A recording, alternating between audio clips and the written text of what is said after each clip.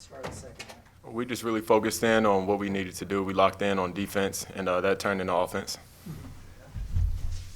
Jared, y'all got a lot of guys involved tonight. You had 5 double-figure scores. Is that kind of the goal every time, just to get a whole bunch of guys? Oh, most definitely. I think we got a lot of weapons, a lot of depth, and, it shows with the 5 double figures, Yeah. Well, I guess Texas State, they're kind of known for their defense. Yeah. What did you see from that defense tonight? I think they did a great job of, helping each other. When we drove, a lot of guys collapsed, and then, they forced us to make good passes on the drive.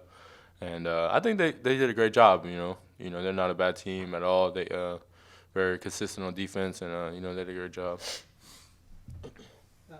Maceo, obviously Tristan didn't play tonight. What do you think of the guys inside collectively? Freddie, Flo, and Mark, I think they did a pretty good job battling against their guys. Freddie, I think he had a double-double. Flo came in and gave us solid minutes, and Mark, he did what he does when he comes in the game, and he rebounds and plays really hard for us. So I think that helped us a lot tonight. Very good. Yeah, Jared, what'd y'all work on a lot after the Washington game? We worked on defense a lot. I mean, we were very detailed in our scout, very detailed in our schemes on the defensive side, and I think that showed tonight. We had some great times in a row where we stopped them, and we worked on that a lot, especially defense.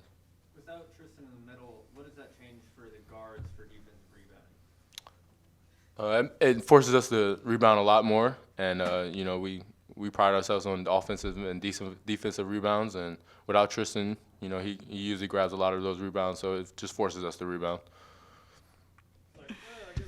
So coming into the game, sometimes coaches tell people the truth and they don't listen. But I mean, we knew it was going to be a close game, a hard-fought game.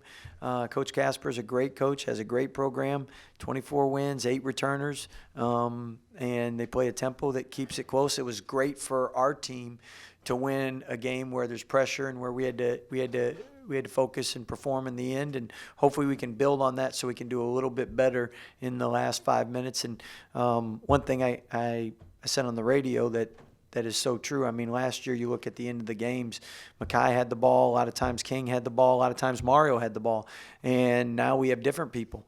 And so, I mean, it takes them a little time to get used to things down the stretch. And I love to teach film after a win rather than a loss. So this is a quality team that's going to win a lot of games. That'll be great for our net rating, and we hope they go undefeated the rest of the way.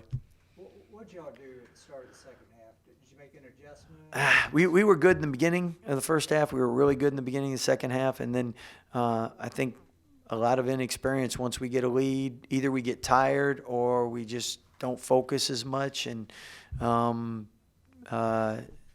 and score, we like to say a lot of times. But with young players, it doesn't always register. And again, this is why you have non-conference games is by the time conference gets here, hopefully they've been through this enough where we're better at it. How much did it affect them not having Tristan out there? Oh, it always affects you. So, and obviously we're a much better team when he is out there. And even if he's not scoring, people are all giving him so much attention. I thought Freddie did a great job, really stepped up. I thought Matt gave us really good minutes. Flo gave us great minutes, and Mark played his usual hard self. You expect Tristan back for the next game? Mm-hmm.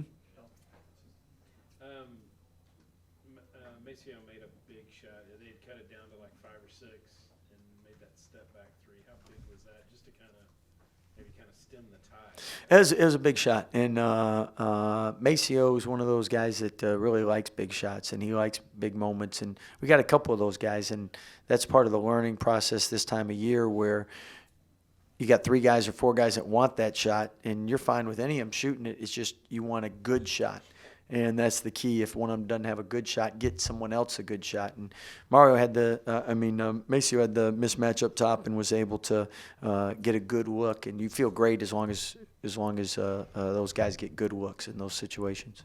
You mentioned Matthew. Is it a little bit of the development of that guy? I don't even think he scored, did he? But he can contributed. He really passed well. I mean, if you make a layup, get back, couple other things, don't turn it over. I mean, he played really well to that stretch right there, and it kind of happened real quick. I think it was 2 turnovers and a missed layup.